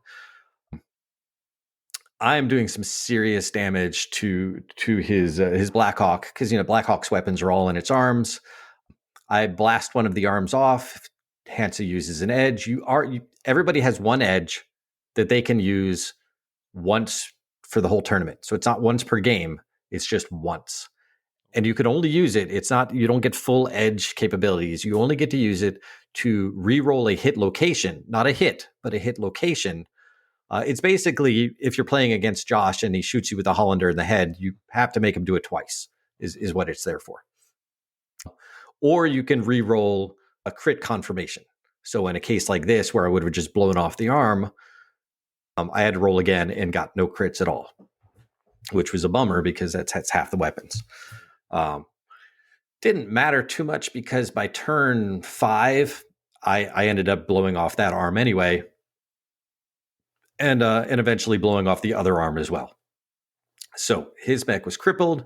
It had no weapons, but it still managed to crit my Shadowhawk and then make it drop its package into his hex. So then he has 2 and I only have 1 because no one's able to do much damage to the Battlemaster. It's off just scoring points. So then we both end up, because we both had 2 objectives for a while, we both end up maxing out those points pretty quickly. And now it's down to who gets to kill mechs. My Shadowhawk is not doing well. My catapult's doing okay. It's got internal damage, but it's all from rear shots, and it flips its arms anyway. So if you get in the rear, that's 60 MRMs coming at you. So it's nasty. A scary place to be. So nasty. It's a great little mech. I really, really like it. So basically, I've got 70 points, and I've got half of the points for the Blackhawk. I need to finish the Blackhawk off. That's all I need to do, and shoot one thing that does like 5 points of damage at that elemental, just to finish it off. And it's slowly, like it only moves 3. It's slowly moving across the map. I can catch up to it. I can kill it, and then I've won. His blood kite from across the map ammo crits the catapult and explodes it. Well, and then his armless Blackhawk like kicks my Shadowhawk and makes it fall over and explode. Ammo explodes something. I don't know. I had already used my edge for the same thing because he's like, "Oh, look, like you've got ammo in that torso." I just did 3 crits, and I'm like, "Edge, use an edge." but he explodes it and he looks it down and he's like, "You stay away from my son," like way too loud. Like right when the whole store was kind of quiet and everybody like turns over there and I'm just like, it's part of the game. It's just part of the game. So my mistake was taking out his son turn 1, which sealed my fate for game 2, because this was on my list. This was in the second group. It's the one where I had a pretty good shot at doing this one. This mission was, I felt comfortable with it, but it was still 50-50. Hansa was a known player to me. I've fought him a few times before. I knew what he was capable of. He's a great player, but I knew that I had beaten him before. I had a chance to beat him now. I was not anticipating the fury that he brought to this game, doing things that I don't think he normally would, but getting the rolls he needed and taking out 2 of my mechs and getting exactly 100 victory points, which just ended it. So I couldn't even use my basically untouched Battlemaster to finish off the mechs, which would have been the next turn. Denim, you've fallen for the classic trap. Only secondly less known as to getting involved in the land war in Asia is you underestimated dad rage. I know, right? And as a dad, I should have realized that. But no, I thought it was all fun and games until Hansa pulled out the big guns. He went blood fury. It was something to watch. Like, we stood up and cheered after that. That was an amazing series of events, because we counted it up. I'm like, congratulations. He's like, what? I'm like, you've got 100 points. That, take it out my Shadowhawk, that won you the game. And it was goosebumps. There were goosebumps on my arms as that finished. It was fantastic. Well, it would have been better if he had a Night Chanter. But it would have. The score was super high. It was 100-83. Okay. So even though you lost, you still did, even better than Josh in that game. So of course, I got the points. Yeah, I was getting points all day long. Like I said, I was 1 turn away from getting 100 points myself. He just his arm. His armless Blackhawk just taking out my Shadowhawk. It was fantastic. It was really cool. Don't talk to me or my son ever again. I know. It was just like how loud he said it. It's just like, I'm just like, part of the game. It's so cool. Oh, so that was my game 2. Super high scoring. I lost, but in a glorious way. All right. So only 3 games total, right? So we're coming down to the last one. Yeah. At this stage of the game, this point of the day, you're 4 hours in, maybe 4.5, given some inner game time to get things set up and scored. 4 plus an hour for lunch. Yeah, we had an hour for lunch already. Break. Okay. Yeah. All right. So even still, that's 5 hours of time in the shop. How are you guys feeling at this point? You guys excited or wanting this to be over? Kill me now. Let me out. All right. Compared to some other tournaments I've been to, at this point, I'm feeling fresh. Like I just had a huge adrenaline rush from the previous game. I'm happy with the game so far. It doesn't feel super like there's not the anxiety like going. I felt great. I did not feel super tired or worn out or any of that. This is basic math for Denim. Also, no pressure. Well, yeah, I was playing the math game. Like it was all math to me. You were also only taking 3 units, which is definitely like a mental load less. I don't know. It's like playing chess and dropping a bunch of pawns to your opponent. So you're left with the powerful units, but you have to place them perfectly, really, really well. Yeah. You've got to know the angles. You've got to know like when do I jump? When do I run? When do I stand still? What is partial cover? Where do I get partial cover? Where do I get total cover? How can I move so that this unit has 3 points of woods, but this unit I still have a shot on?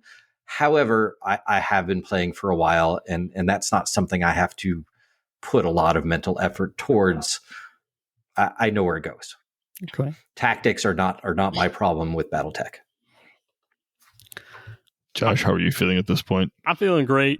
I think we all know historically that I'm the marathon BattleTech player, and like my brain heats up to operating temperature, and like that's when I'm getting good. Like by Southern Assault, like by game 4, I'm like, okay, cool. I can keep doing this forever, and it's like it's game 5 the next day that I struggle at. Like I All get right. better as the day goes on, shockingly. Yeah, one day tournaments, totally fine. Good. Well, then again, like campaign days, I'm there for 12 hours anyway, playing at least 3 games.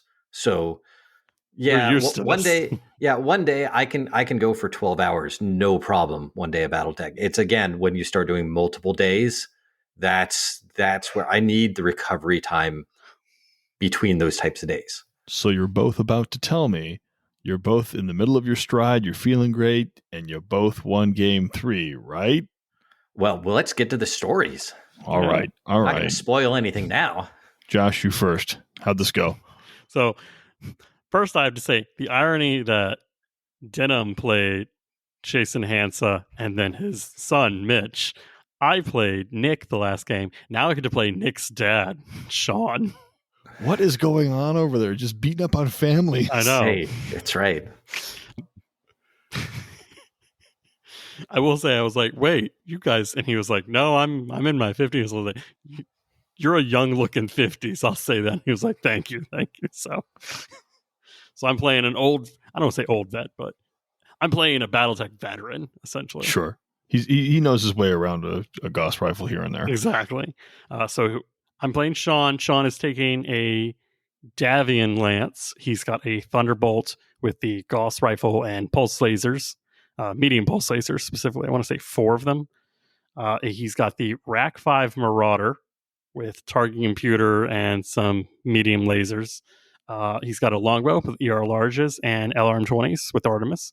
And he's got a Okay. hunchback. Disgusting. A standard hunchback, just an AC-20. Now, we are playing the HPG mission scenario 6 in the packet. That is essentially, we each have 2 objectives that we put roughly like within 3 of our deployment edge. So we put them within 3, and they have to be like 15 away from any other objective. This was when I was like, hey, you can't put them like, the maps aren't this big. And he was like, okay, Right. just make sure your 2 objectives are 15 away from each other, independent That's of the you. exact question that we had and the table behind us had. Yeah. Because the way it was worded was slightly weird. Yes. Yeah. So I was like, hey, question, and got resolved. And he was like, you're good. Just do it like that. So my plan going into this is I have more units than he does. And I have something he does not have, which is battle armor, which this mission allowed, as long as a unit was next to one of your objectives, they could essentially control it. The twist to it is only one objective was going to activate at the end of every turn. So back up. Let me see if I understand. There are Yeah. 4 objectives. You get 2. Your opponent gets 2. You have to place them along your spawn zone border, at least 15 hexes away. One of yours, like it's going to alternate one or the other, or one out of the 4 is going to be turned on. All right.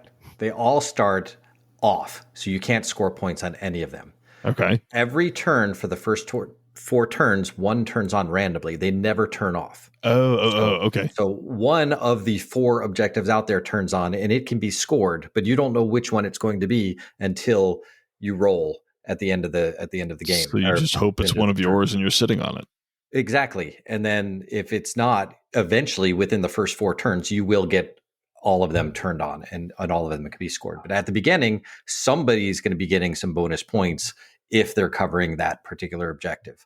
All right. And so they have more units than the other person around it. Not the same number of units, not more BV, but it's more actual units touching that building hex. Okay, so Josh has got a lot of units. He's in good shape. He's got battle armor. They can threaten an objective. This is good. How does it play out? I deploy, like I said, I put my battle armor essentially turn 1 ready to run up and put feet on objectives. I would say hands, but they're quad battle armor. They don't have hands. Hollander's going for a heavy woods. I was like, I need the heavy Gauss round against this list because he can stay back in this. What map were you on This for was this game? a desert oasis, and then I want to say one of the tundra hills ones. So half the map is pretty open with some woods and water and a little terrain, and the other half is just hills with 1 hex wide valleys, like Jumper's Paradise and, Heavy Gauss Rifle Paradise. Okay. He puts his longbow like right in the center line so he can cover both of them. Thunderbolts on one objective, Hunchbacks on the other objective. I should say the objective in the hills. He puts the Hunchback. He's got cover. If I try to approach, he's gonna. Essentially have to jump or take AC-20 rounds. My Griffin goes up to back the Hollander, and the Centurion goes kind of roughly in the middle. Like, depending on how things go, turn 1 or turn 2, it can respond. So, this mission, I really have to just see how the dice roll to see which objective you can score. I will say, going into it, I'm like, oh, this could be really bad or really good. Like, it's purely random. Okay. And which HPG turned on? The one with the Hollander. Oh, well. Or the one with the at least Hollander it's and the yours. Rottweiler. Exactly. But that means now he's like, okay, I have to focus the Hollander. So he puts the Thunderbolt. Essentially, it was mirror match. Thunderbolt versus Hollander. He's got a regular Gauss. I've got a heavy Gauss. I miss my heavy Gauss rifle round. He hits his Gauss rifle round, Hollander right torso. And I'm like, I'm going to use my edge because it won't stop you from hitting, but it may stop you from neutering the Hollander turn 1. Right. I was like, you'll get internal somewhere, hopefully somewhere else, though. Yeah, sure. So I get it. Survey says a center torso, and I'm like, I can take a center torso Gauss rifle hit. Okay. All right. I mean, still got your gun. I still have my gun. The problem is it's a 3-3, so I've put a good portion of my force into this. I'm like, I need to fire heavy Gauss rounds or my list doesn't work. I also need you to be scared of the Hollander or my list doesn't work. So right now we're trading. He's winning. I've jumped my Uziel, my Centurion. They're going for the Hunchback because it's pretty much left to its own, I don't want to say defenseless, but it's like it's 2-on-1. Even if one of them takes an AC-20, the Hunchback should die, roughly. Okay. Soon. Yeah, sure. Turn 2, he moves his Marauder up into like the very middle of that map, the Oasis one, to the center line of woods. And I'm like, he's 6 away from the Hollander. Wah, wah. 25-point short range damage time. I was like, gunnery 3, woods, and walked. I'm like, I can roll a 5 up. I'm pretty confident in you. So I set up. I put my Rottweilers 1 hex away. I put my Griffin with able to kick or punch depending on how much. And I'm like, all right, we're going to fish. Gauss rifle lands CT. I was like, I will take anywhere but CT because it is like 24 armor everywhere else and like 34 center torso. Sure. Come on. I was like, I put every shot of the Griffin into it. I put every Rottweiler shot. No crits. Nothing. It still has armor. I don't even get internal. I think I just literally took like blasted armor off. It falls though. Because these are all 4 or 5 enemy mechs. Okay. So it falls. I'm like, yes. I kick. I land some more damage on like the leg. On full body, and I still get a leg. I'm like, come on, man. On the other side, my Uziel has gotten internal on like everywhere on the Hunchback. It's jumped in the rear. It's doing the same thing the stupid spiders with VSPs do, except I'm not getting any crits. I'm not that lucky. Next turn, Marauder stands up and he's like, I feel like you're gonna kill me this turn, so I'm just gonna stay. Might as well try to take you out. I'm like, at this point, I have the hardest decision. Do I put the heavy Gauss round again into the Marauder on a 4-up, or do I try to do the 7-up against the Thunderbolt? That's a decision. Yeah. Unfortunately, I roll a 6 against the Thunderbolt, so it misses. And I'm like, come on, Hollander. Right. 2-3. It's the only way you can run it. I will say, though, the Griffin gets a tack on the Marauder. I get on the right torso. I want to, floating through armor critical. I get a 12 for the number of crits. He uses his edge to make me reroll that into 1. I take out his target computer. The Rottweilers, they start chewing it up with their 4 support needlers. they get internal hard way. There was only like 3 armor left anyways. They get in, they get their crit ammo, that rack 5 ammo. That does it. He's got case, but he's ISXL. Okay. All right. That's gone. Direct. Yep. Yeah. Dunzo. He shoots back. He hits nothing against the Griffin. Griffin just stands cool, shooting machine guns as it dies.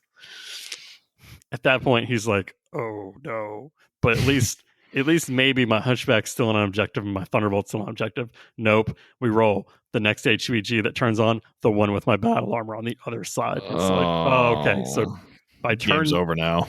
By end of turn 2, I have 30 points, 10 and then 10 and 10 and then plus the killed Marauder. So it's like, okay. At that point, I'm just bullying the Hunchback and bullying the Thunderbolt. Like, I'm not even really worrying about the longbow. I will say the Hunchback does turn. Like, I lost initiative. He stands still with the longbow. I send the Uzil to, like, maybe I can, like, get him to do something weird with the longbow. Nope. I do put shots on the Thunderbolt. I miss the other heavy Gauss round. Like, I don't think I hit another heavy Gauss rifle round with it. But I do hit the Thunderbolt in the cockpit twice in that turn. Oh, wow. His pilot goes unconscious, falls down on the objective, and the TO is like, he's not active. So even if it comes on, he's not going to score. He's not going to score it. Yeah. Brutal. I think I hit him in the head again once or twice, so now it's like he's Leave crippled. the man alone. He's crippled by headshots. The Rottweiler's just putting out enough shots to hit heads, like, randomly. Like, it hurts. So he's not getting up. By the end of the game, the Hunchback has no arms. And he does put an AC-20 round into the left arm of the Centurion, which has, shockingly, exactly 20 armor. So it doesn't even get internal. This just sounds like Sean's just having a bad day. Yeah. This one was like luck-based plus I just have more units. Like, you not only have to kill my mechs, but you have to kill my battle armor, which the Fenrir's have 17 armor per unit. Like, yeah, that's a lot. Take a Gauss rifle and some. Or a catapult that does 85 points of damage. Or a catapult. At point blank range. You gotta... It's clusters. I know. It's all clusters. It's great. I was hoping that I would go up against more battle armor. So I win that one 100-30. Because he did score with the Hunchback on the last turn. Or last 2 turns, I think. Yeah. 2 or 3. I don't know. But that one, the turns actually went faster because it was not as much shooting, I guess I should say. Like, there was more turns. So by the end, all 4 turned on, and he scored with the Hunchback. Really, that was it. And my Uzil, I was taking out the Hunchback. That Hunchback had no armor by the time it was gone, but it still had the AC-20. Yeah, that's the dangerous part. Yep. So, like I said, that was my game. Like I said, highlights were finally hitting once with the Hollider's heavy Gauss rifle. Yeah, took it halfway through the last game to make something happen with it. But yeah, I think I hit once, on average, once per game, except on the second game I hit twice. I mean, statistically improbable, right? Yeah. I mean, but again, it's a 25-point slug, so I'll take the medium range, 20 at medium. Well, that's fair. Medium's 13. That's LRM range. Anyways, so those are my games. So I've won all 3 of mine. And I have not technically lost any units. I've had 2 crippled, but that's it. Okay. You lost the one battle armor guy. Not even guy. the unit. Denim, how did your game 3 go? I fought against Henry. Henry was like the nicest player I played against in a long time. I think he had a Magistry list that seemed like it was. It was an Archer 8M, a Banshee 3MC, a Locust 1VB, a Longbow 13C with all the MMLs, and then a Grasshopper 5N. And they were all 4/5 except for the grasshopper, which was a 4/4 because, it jumps around. Sure. So already I'm going up against somebody with almost twice as many units as me. And I look and see that there's 4 objectives, which all have to be held. So I have 3 mechs. He has 5. And we have 4 objectives. Well, The numbers difference there. This was definitely the mission I was thinking of, but I'm like, my list is really bad at like 1 or 2 of these missions. This was the bottom of the barrel. Yeah, well, no, you mentioned in your notes pre-tournament, you said any game mode that is going to require more dudes on an objective is going to be a problem for you. And here it is. It finally reared its ugly head. So we placed our objectives. He ran his locust to the one on the left side of the map, and then his archer and the longbow took up positions near the other one because it was by a hill. Meanwhile, his grasshopper and banshee started heading up towards my objectives already. My catapult parked itself next to one.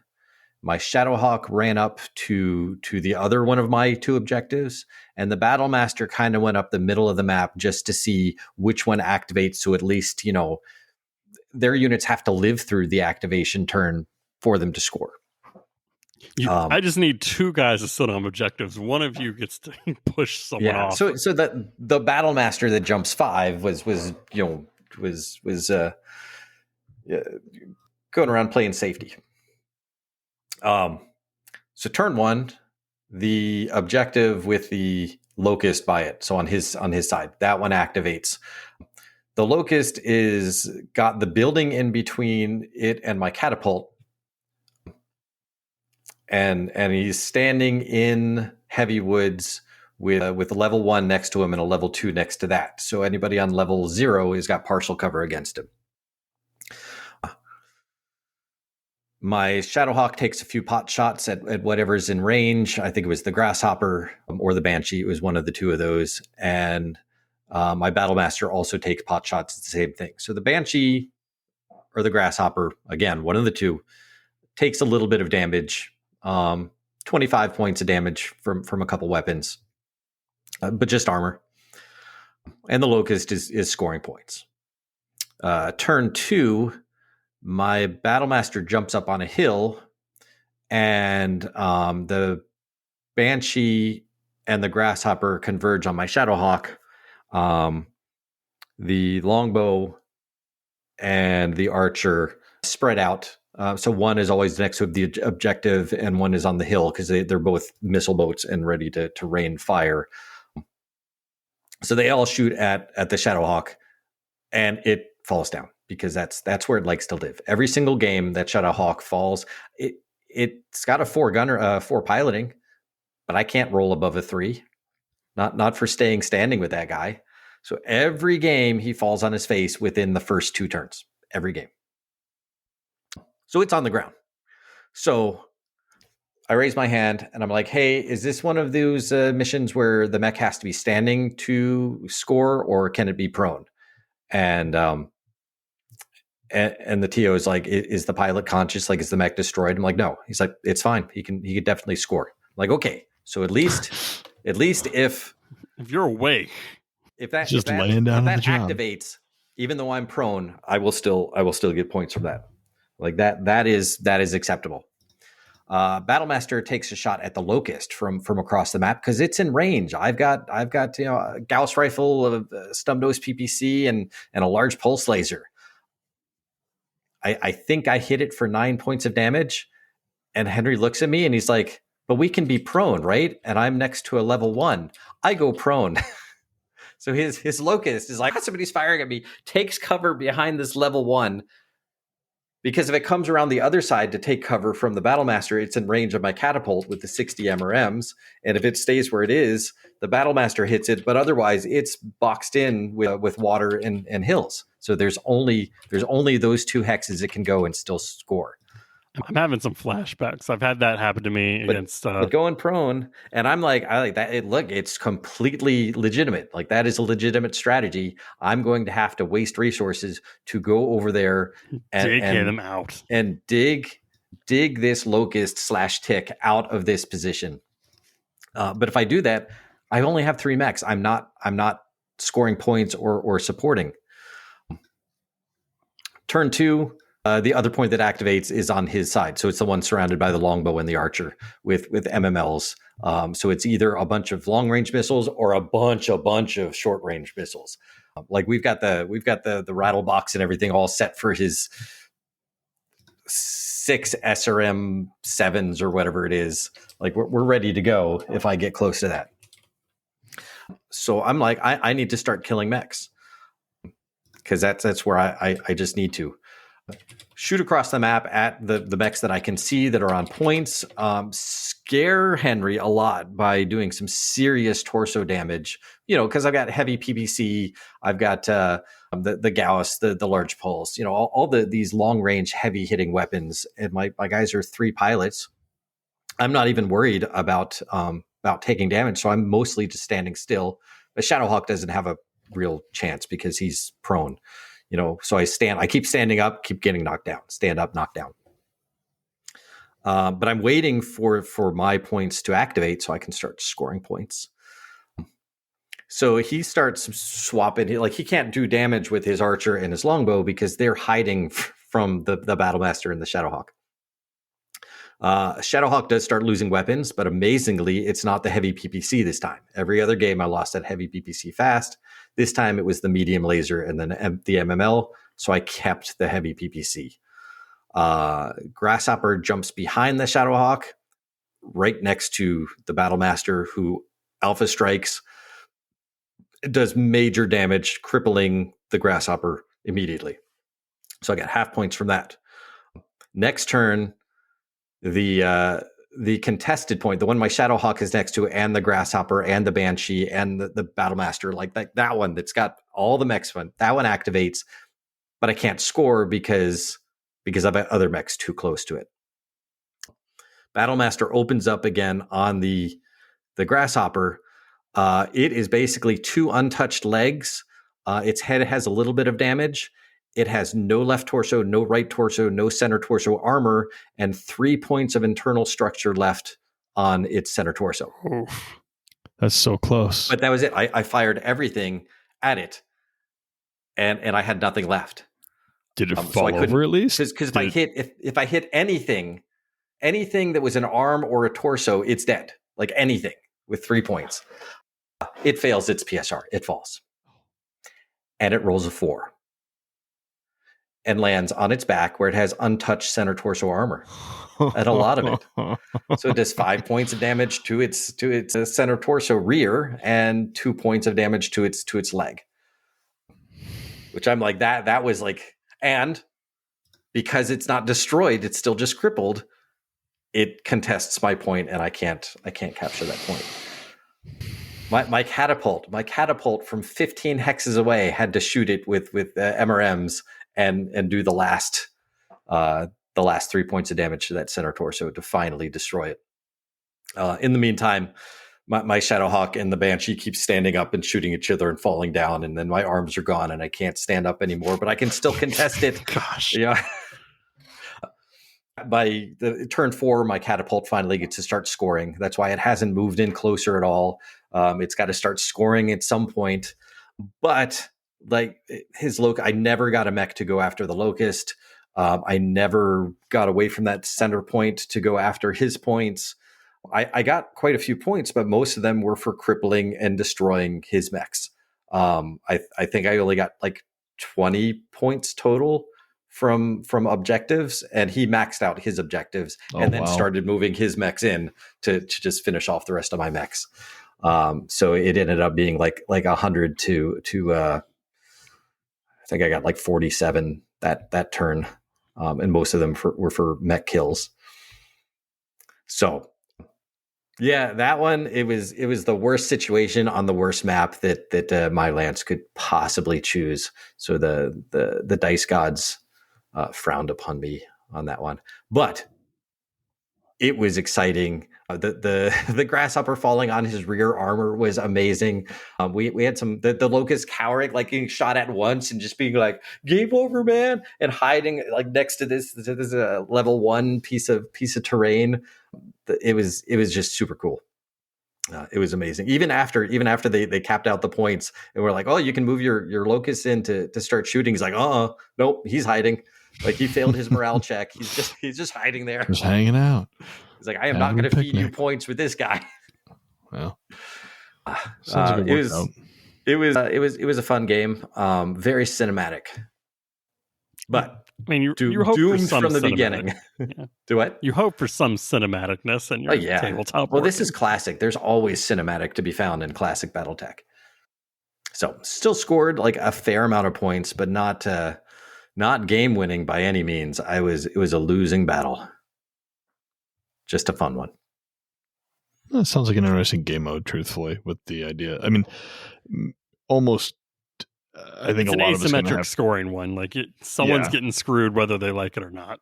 Yeah. Yeah. So somebody is getting points early and somebody is not. And hopefully by turn 2, you're both scoring points early. But no, like this one was all like the points went his side, the contested one, and then finally mine. You get nothing, sir. Yeah. So by the time it got to where I was scoring points, he was already almost maxed out on his victory points because he was getting 10 and then 20 that turn.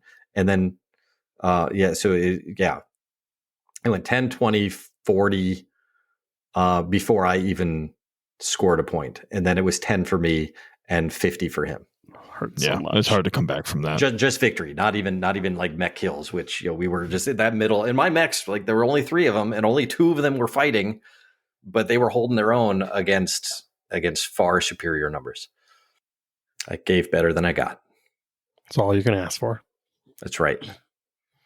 So you go with the total results. So I went 3-0, but unfortunately, I apparently did not score high enough. Your first game was pretty low scoring. My first game was pretty low scoring. This is just like what happened to you at Motor City. Yeah. Your first game, you just didn't get a ton of points, and then... Yeah. Yep, that's exactly how it goes. So I get second for mission, because there was one other person who went 3-0, and they had more points than me. Okay. Which really, I mean, it didn't take a lot. If you essentially won all 3 of yours, you're probably going to score higher than me. Okay. Just because, 22. I didn't win all of mine, and I still scored almost as high as him. Exactly. So this was win-loss, and then tiebreakers was the score. Oh, okay. Sure. Yeah. There was painting. I... shockingly, also scored second in that because apparently my vote was the tiebreaker for someone else to win. I was like, oh. I told you to vote for yourself. Yeah. Well, I was like, I can't vote for Denim, but I was like, I haven't seen this Battlemaster. Wait, why can't you vote for me? Exactly. I was like, no, I should have voted for Denim. You didn't ask me not to vote for you. You're right. I didn't. Oh. Yeah, you didn't. Oh, let's not vote for Denim today. I gotcha. If I came in third, oof. I see how it is. All right. So and there was no best overall, so it's just sport, paint, mission. So, the mission was like who your favorite person to play with, and apparently that's sport. I was not alone in thinking that Henry was an absolute blast to play against because he won that one. Well deservedly, I should add. That's always fun. I do like that a lot of tournaments are now championing sportsmanship, trying to keep people pleasant at the table. You try to cut down on some of that, gloating that you would find in other places. So I do appreciate TOs that try to not enforce, but encourage that type of behavior. It just makes it more enjoyable for everybody around. Yeah.